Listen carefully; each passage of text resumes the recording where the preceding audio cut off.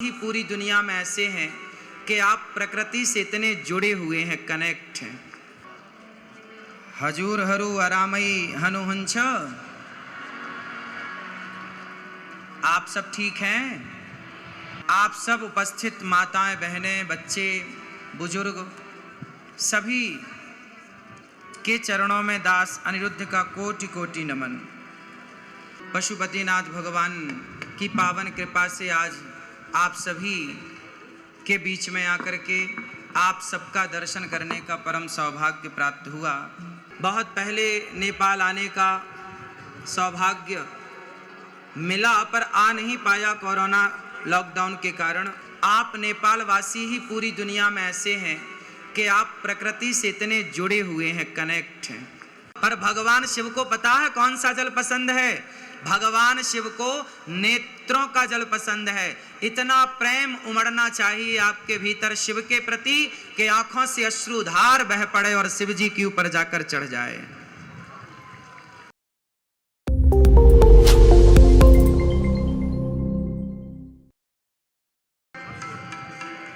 जय जय श्री राधा रमण, जय जय नवल किशोर, जय गोपी चित चोर प्रभु, जय जय माखन चोर। बोलिए वृंदावन बिहारी लाल की, श्री पशुपतिनाथ भगवान की, गंडगी मैया की, श्री शालिग्राम भगवान की, आप सभी भक्तों की, आप सभी माताओं की, आप सभी के माता पिता गुरु चरणारविंदों की जय जय श्री राधे।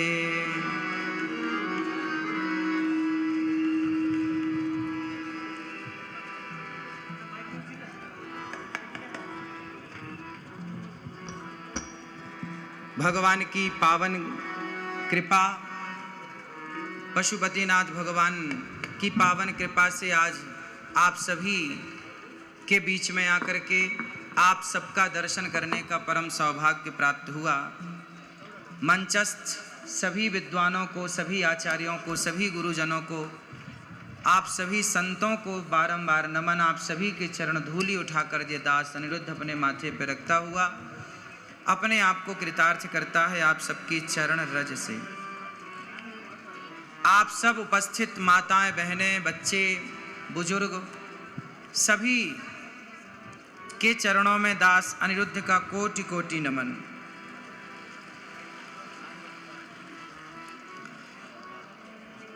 हजूर हरू अरामई हनुहंछ, आप सब ठीक हैं? आप सबके घर परिवार में सब आनंद है? चलो भगवान पशुपतिनाथ की कृपा से आप सबके घर में यूं ही आनंद बरसता रहे। आपके घर में, आपके घर आंगन में बच्चों की किलकारियां गूंजती रहें। सदा आप सुखी और स्वस्थ रहें।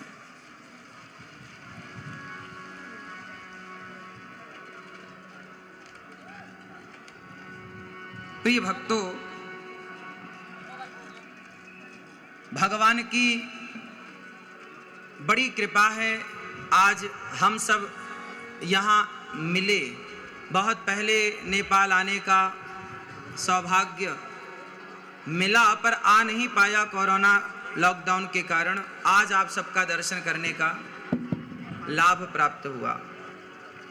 ये नेपाल इतनी पवित्र धरा है। यहाँ जब हम आए और यहाँ आप सबका दर्शन किया, यहाँ का पारंपरिक जो संगीत हमने सुना, और ये देखिए हमारे गले में ये जो सुंदर सी माला है, हार है, कितना सुंदर है। आप नेपाल वासी ही पूरी दुनिया में ऐसे हैं कि आप प्रकृति से इतने जुड़े हुए हैं, कनेक्ट हैं। आप प्रकृति के जितने करीब हैं शायद कोई हो। प्रकृति को आप अपने गले की माला बनाकर धारण करते हैं, प्रकृति को इतना प्यार करते हैं। इसलिए जब मैं आया तो मुझे लगा कि नेपाल प्रकृति से कितना जुड़ा हुआ है। आप सब शुद्ध वायु लेते हैं, शुद्ध ऑक्सीजन लेते हैं, शुद्ध वातावरण में रहते हैं। इसलिए आप सभी एक बार बोलिए, नेपाल आमा को, नेपाल आमा को भारत माता की जय हो, भारत माता की जय हो। आप सभी नेपाल वासियों को, क्षेत्रवासियों को बहुत बहुत धन्यवाद कि आपने ये दास को यहाँ आने का अवसर दिया। हमारे मानव सेवा फाउंडेशन श्री बाल योगेश्वर श्री विजय कृष्ण मूर्ति जी महाराज, जिन्होंने इस यज्ञ का संकल्प लिया और आप सब हम सब जुड़ पाए इस सुंदर से संकल्प से। एक बार सुंदर तालियां आयोजनकर्ता समिति पूज्य महाराज श्री के लिए। पूज्य श्री चैतन्य कृष्ण महाराज जी यहाँ पधारे और आप सभी के श्री चरणों में दास का पुनः कोटि कोटि नमन। अब आप सब ये बताएं कि आप में से कितने लोग वृंदावन आए हैं, गौरी गोपाल आश्रम आए हैं। मैं आप सबको निमंत्रण देने आया हूं, आप सब जल्दी से जल्दी वृंदावन गौरी गोपाल आश्रम आए और गौरी गोपाल आश्रम में जितनी वृद्ध माओं की सेवा चल रही है, वहां जितनी सेवाएं चल रही हैं, अपनी आंखों से आकर के वहां की सेवाओं को देखें। आज जानते हो ये अनिरुद्ध आपके बीच में क्यों आया है? यहाँ मुझे भगवान पशुपतिनाथ जी ने बुलाया है, उन्होंने बुलाया आप सबके माध्यम से और ये दास चला आया। तो जानते हैं भगवान पशुपतिनाथ जी ने हमें क्या कहने के लिए बुलाया है? आप जानना चाहेंगे? कितने लोग जानना चाहेंगे? भगवान पशुपतिनाथ जी कहना चाहते हैं, देखिए भगवान कभी डायरेक्ट नहीं कहते, भगवान किसी से कहवाते हैं। जब हनुमान जी लंका गए तो राम जी ने नहीं कहा कि लंका जला के आना। त्रिजटा को एक सपना आया कि सपने बानर लंका जारी, जातु धान सेना सब मारी। तो त्रिजटा ने माता सीता को सपना सुनाया और कहा कि आज मैंने सपने में देखा कि एक बंदर आया और पूरी लंका को जला करके चला गया। जब त्रिजटा का सपना हनुमान जी ने सुना तो हनुमान जी को लगा कि त्रिजटा के द्वारा स्वयं हनुमान जी ये समझ गए कि प्रभु राम ये कहना चाहते हैं कि जब लंका गए हो तो फूक के ही आना है। लंका गए हो तो रावण के घमंड को जला कर ही आना। मानो ये संकेत हनुमान जी के द्वारा, त्रिजटा के द्वारा हनुमान जी तक राम जी ने पहुंचाया।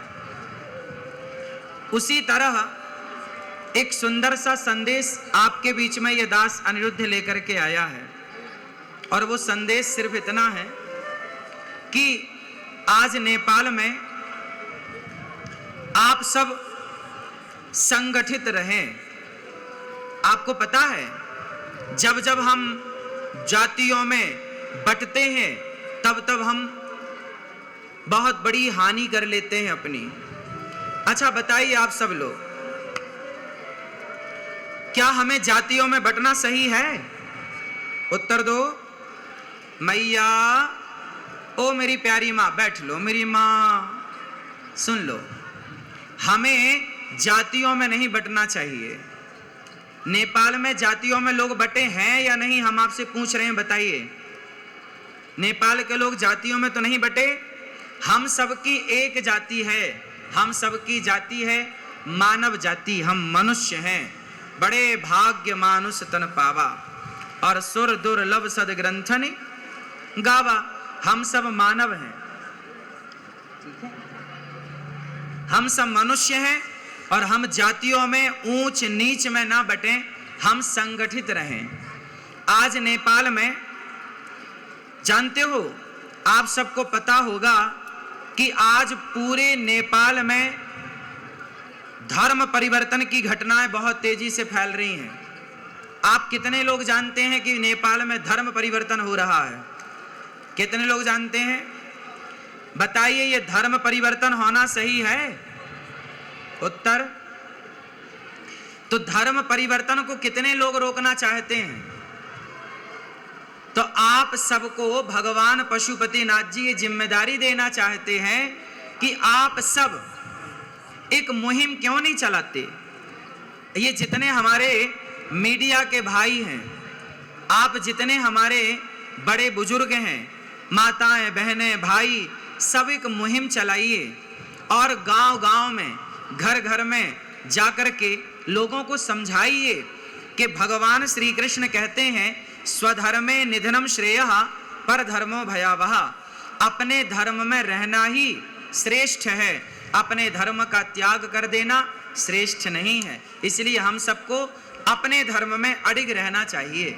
और आप सब अपने धर्म का पाठ क्यों नहीं पढ़ाते? अच्छा बताओ, यदि धर्म परिवर्तन हुआ तो आज हमारा नेपाल हिंदू राष्ट्र है या नहीं? उत्तर दो। हिंदू राष्ट्र है कि नहीं नेपाल? हाँ या ना? हाँ, तो हिंदू राष्ट्र है। और कौन कौन चाहता है कि ये सदा हिंदू राष्ट्र रहे नेपाल? चाहते हो? हिंदू राष्ट्र यदि चाहते हो तो आपके अंदर ये भावना होनी चाहिए और ये काम आपको करना पड़ेगा कि आप नेपाल में जो धर्म परिवर्तन तेजी से हो रहा है उस धर्म परिवर्तन को रोकना पड़ेगा। कैसे रुकेगा?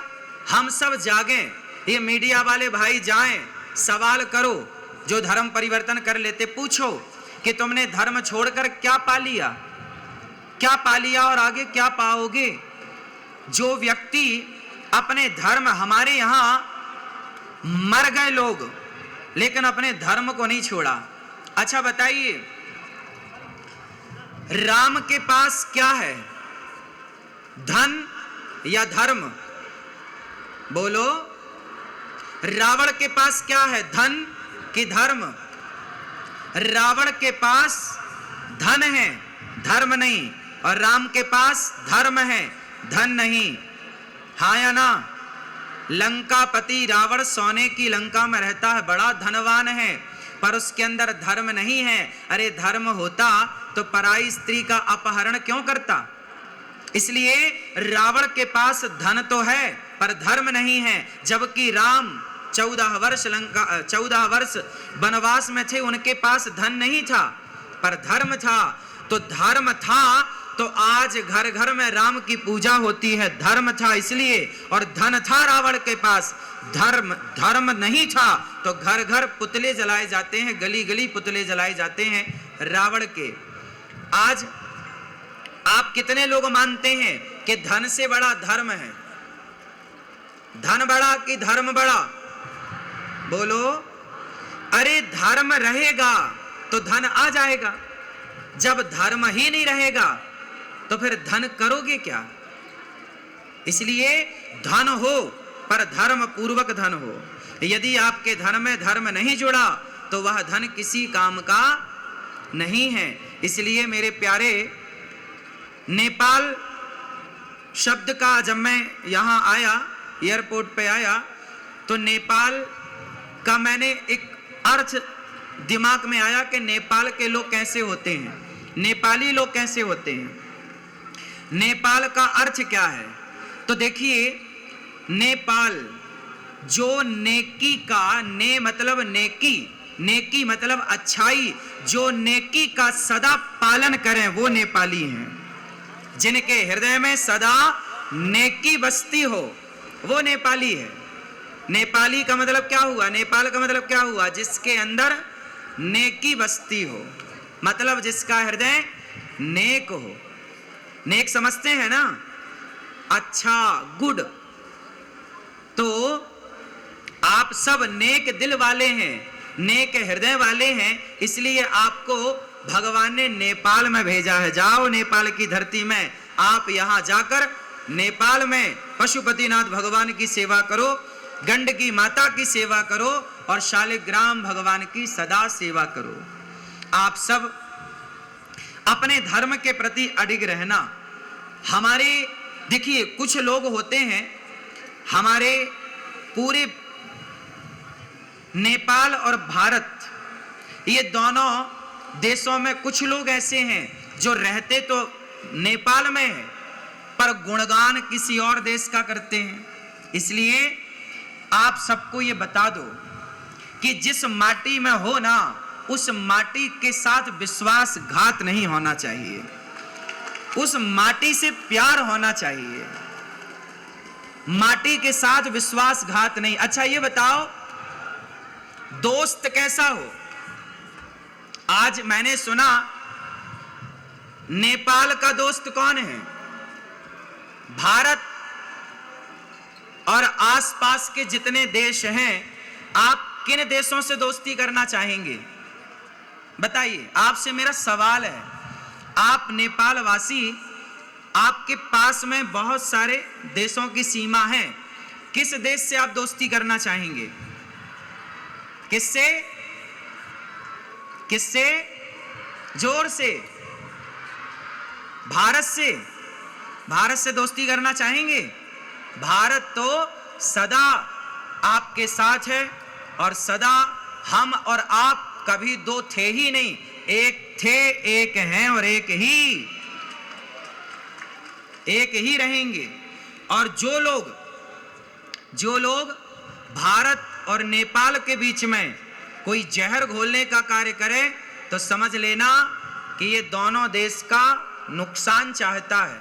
अच्छा ये बताइए, हमारे भारत से लोग हजारों की संख्या में पशुपतिनाथ जी का दर्शन करने आते हैं कि नहीं? बोलो हाँ या ना? भारत से हजारों लोग गंडकी माता का दर्शन करने आते हैं कि नहीं? भारत से लाखों लोग शालिग्राम भगवान लेकर जाते हैं कि नहीं? इसका मतलब है कि भारत की आस्था नेपाल से जुड़ी है। भारत नेपाल को अपना मानता है। भारत के आने से नेपाल की अर्थव्यवस्था मजबूत होती है। जरा विचार करो कि चाइना अगर नेपाल आया तो चाइना क्या पशुपतिनाथ भगवान का दर्शन करने आएगा?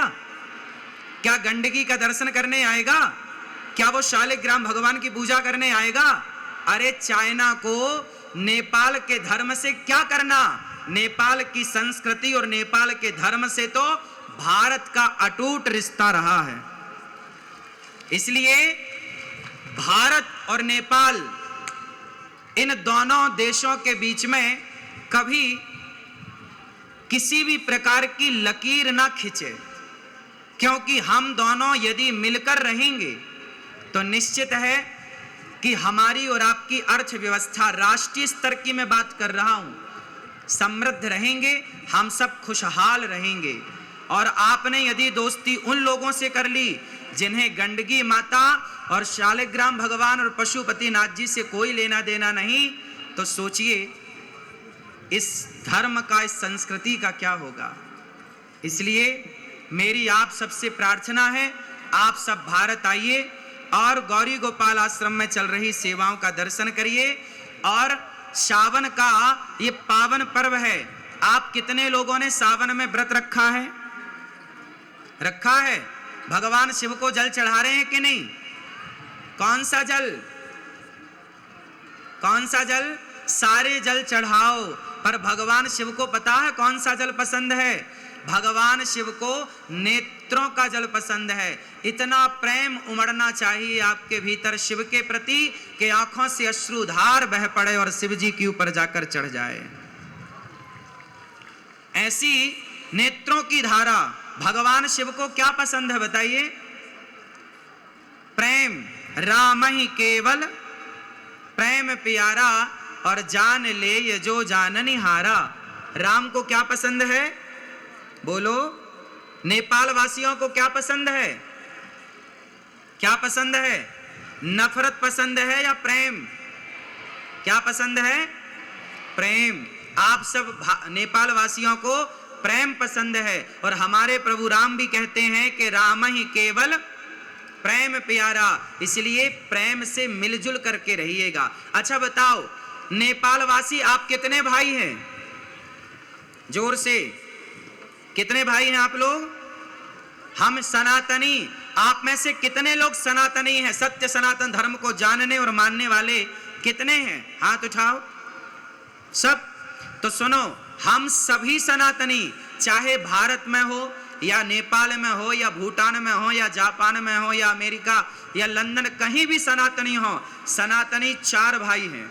कितने भाई? कौन कौन से? ब्राह्मण, क्षत्रिय, वैश्य और शूद्र। हम चारों एक पिता की संतान हैं और हम चारों सदा से भाई रहे हैं। कुछ लोगों ने ये जातिवाद का जहर घोलकर हम लोगों को आपस में लड़ाने का कुछ लोगों ने षड्यंत्र किया। आपसे मेरी हाथ जोड़ के प्रार्थना है कि आप कभी षड्यंत्र में मत उलझिएगा।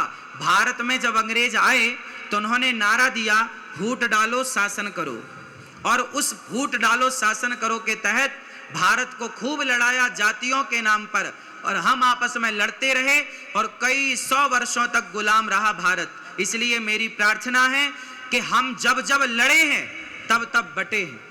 इसलिए आप लड़ना चाहते हैं या संगठित होकर रहना चाहते हैं? कितने लोग संगठित होकर रहना चाहते हैं? तो फिर आप कभी मत लड़िएगा कि मैं ब्राह्मण, मैं क्षत्रिय, मैं वैश्य, मैं शूद्र। हम चारों भाई हैं और एक दूसरे के काम आना है, एक दूसरे के सुख दुख में खड़े होना है, एक दूसरे का सहयोग करना है। यदि हम बट जाएंगे ना तो मिट जाएंगे। इसलिए अपने आप को बटने मत दीजिएगा। जो बट गया वो मिट गया। रामचरितमानस में लिखा है कि जहां सुमति तहां संपत्ति नाना, जहां कुमति तहां विपत्ति निदाना। जहां एकता है, जहां संगठन है, वहां संसार की समृद्धि है, सुख है, शांति है। और जहां आपस में लड़ाई झगड़ा है वहां सिवाय दुख के कुछ नहीं। इसलिए संगठित रहे, हम सब संगठित रहें। आप सब भगवत चिंतन करें, भगवान से प्रेम करें और अपने धर्म को समझें। धर्म का कभी परित्याग नहीं करना चाहिए। अच्छा बताओ, नेपाल के लोग शराब पीते हैं कि नहीं? हाँ या ना? शराब पीते हो? हाँ या ना? ना? हाँ। शराब नहीं पीना। शराब पियोगे तो सब कुछ बर्बाद हो जाएगा। इसलिए खान पान शुद्ध, इसलिए खान पान को पवित्र करिए। आप लोग मांसाहार तो नहीं करते ना? शुद्ध शाकाहारी है। कितने लोग शुद्ध शाकाहारी हैं? शाकाहारी हैं। कभी भी अपने स्वाद के लिए किसी जीव की हत्या नहीं करनी चाहिए। हमें अच्छा लगता है इसलिए हम किसी को मार कर खाएं, कितना बड़ा पाप है। बताइए, अपने स्वाद के लिए किसी को मारना सही है? इसलिए जीव हत्या पाप है। इसलिए हम भारतीय, हम सनातनी है ना, हम हिंदू है ना, हमें कभी अपने स्वाद के लिए किसी की हत्या नहीं करनी। हमारे धर्म में लिखा है, अहिंसा ही परमो धर्मः। किसी की हत्या करना पाप है और किसी को जीवन दान देना पुण्य है। इसलिए आप किसी की हत्या ना करें, ऐसी मेरी प्रार्थना है। शराब इत्यादि से अपने आप को और अपने बच्चों को बचाएं। एक अच्छा इंसान बनाएं, राष्ट्र प्रेमी बनाएं, कुछ ऐसा बनाएं कि वो देश में अपना नाम रोशन करे, भारत का, और वो अपने नेपाल का, वो अपने समाज का, अपने संस्कृति का, अपने धर्म का वो नाम रोशन करे। ऐसा कुछ करे। इसलिए आप अपने बच्चों को संस्कारवान बनाइए। शराब, जुआ, नशा, इन सब से बचाइए। आज के जमाने में पता है क्या है? आज की आधुनिकता में हम इतने भागे जा रहे हैं कि आधुनिक होने के नाम पर, हम मॉडल होने के नाम पर अपने संस्कारों को, अपनी संस्कृति को छोड़ते चले जा रहे हैं। इसलिए हमें अपनी संस्कृति, अपने संस्कारों का परित्याग नहीं करना चाहिए। ठीक है? तो आप कितने लोग मांसाहार और शराब से बचेंगे? अपने बच्चों को बचाएंगे और अच्छे संस्कारवान बन के अपने राष्ट्र की सेवा करेंगे। ठीक है? आप सभी का बहुत बहुत धन्यवाद। आपने इतने आनंद के साथ दास अनिरुद्ध को सुना, हमें आपके बीच में आने का मौका मिला।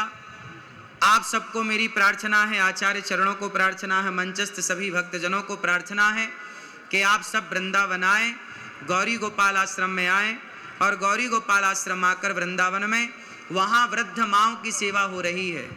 281 वृद्ध माएँ गौरी गोपाल आश्रम में रहती हैं। 150 बच्चे वहाँ निःशुल्क पढ़ते हैं। अखंड लंगर रसोई चलती है, सब आकर के प्रसाद पाते हैं। ये सारी सेवा बिहारी जी ने दी है। बोलिए बाके बिहारी लाल की, कृष्ण कन्हैया लाल की, राधे राधे। आप सबके चरणों की धूल को ये दास अनिरुद्ध कोटि कोटि नमन करता है। आप सभी नेपाल वासियों को बारंबार दंडवत प्रणाम। आप सभी के चरण रज को प्रणाम। आप सभी के माता पिता को प्रणाम। आप सभी के गुरुजनों को प्रणाम। आप सब यहाँ प्रेम पूर्वक बैठे हैं। आप सब ने इस सुंदर से आयोजन में सम्मिलित होकर भगवान शिव का दर्शन करके अपने जीवन को कृतार्थ किया। हमारे श्री बाल योगेश्वर श्री विजय कृष्ण मूर्ति जी जो संकल्प करता है और रामकृष्ण उपाध्याय हिंदू जागरण नेपाल अध्यक्ष और राष्ट्रीय सभा को उपाध्यक्ष माननीय श्री विमला धीमरे जी, आप सबका बहुत बहुत धन्यवाद। श्री चैतन्य महाराज जी और आप सभी मंचस्थ सभी आचार्यों को, मातृशक्ति को कोटि कोटि नमन। आप सबको जय श्रीमन नारायण, जय श्री कृष्णा, राधे राधे। नेपाल आमालो आमा को जय हो, भारत माता की जय, गंडगी मैया की जय हो, शालिग्राम भगवान की जय हो, पशुपतिनाथ भगवान को जय हो।